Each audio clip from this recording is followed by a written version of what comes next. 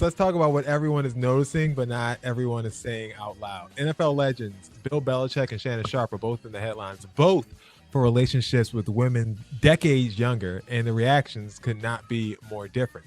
Let's start with Belichick. The 73-year-old Hall of Fame coach has been dating 24-year-old Jordan Hudson, former cheerleader, pageant queen, and now unofficial COO of Team Belichick. The headlines, a little messy. Some say that she's a runaway train. There's concerns about her influence. She interrupted a 60 Minutes interview over the weekend. But Belichick himself, he's not being labeled anything close to predatory.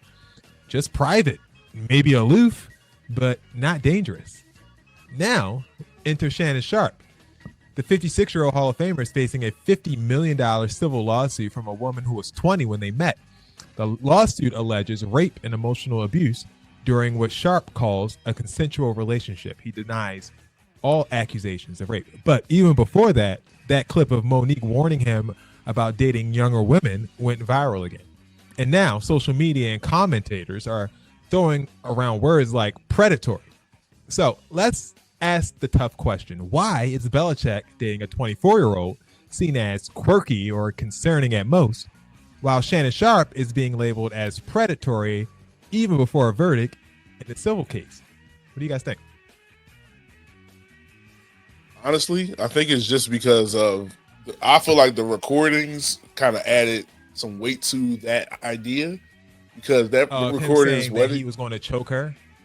Yeah, and I know he's saying that they were chopped up and he wants them to play the full thing unedited and all that kind of stuff. But I think that plays in people's mind. But this, like, we have to be real. There's a narrative about black men, so it's going to be different the way they talk about it, especially when you're talking about with a white woman. So I think that plays a part in it. I mean, this goes all the way back through time. I mean, but one of the most notable is like white women historically have just lied on black men, and because people believe the narrative, that's why people run with it. So I think that's the case here. I think that's the difference between the two. Is that's a white man with a white presenting woman. I don't know if she's white or not, but she is white.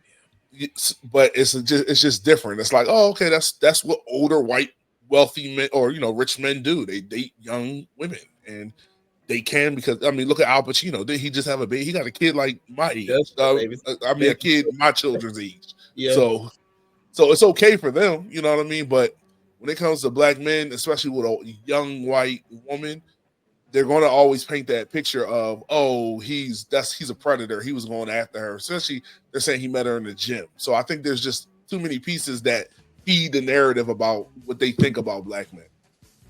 Ty, well, you can take this. Go ahead.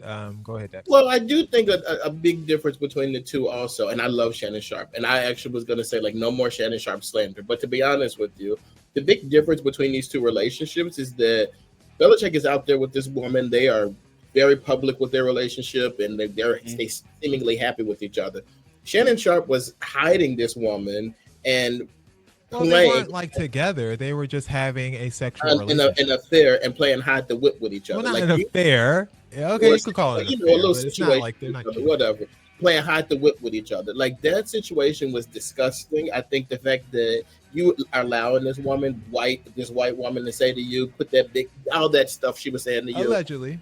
No, it happened. Allegedly. Not only did it happen, he was proud to show us that this happened. He told us that stuff happened. He told us that they had a BDSM relationship, yes. No, it wasn't a BDSM relationship. It was a slave and slave master. That's what you were trying to do. That's the role play you were playing. And that is disgusting. I think that is the reason why people have an issue with it, because race play is not cute. We'll pick a Shannon, Darren. Which one? The one in the bottom third of him looking upset. Baffled. He looks baffled, and that's how when I was reading those text messages, I looked baffled too.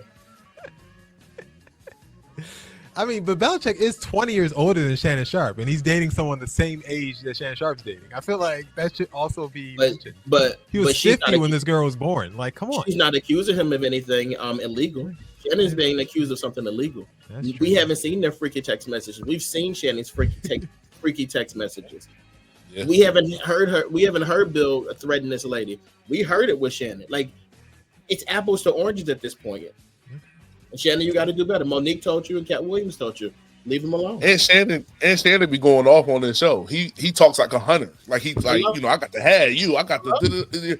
That's how he talks. So, I mean, he lends himself to the narrative. He's also critical, hypercritical of everyone else as his full-time job. So, like, you can't expect to get an easy go at things when you're the one always on Front Street when everyone else is in trouble. Something though. It be the people with the messiest lives talking mess. Like, what is wrong with you?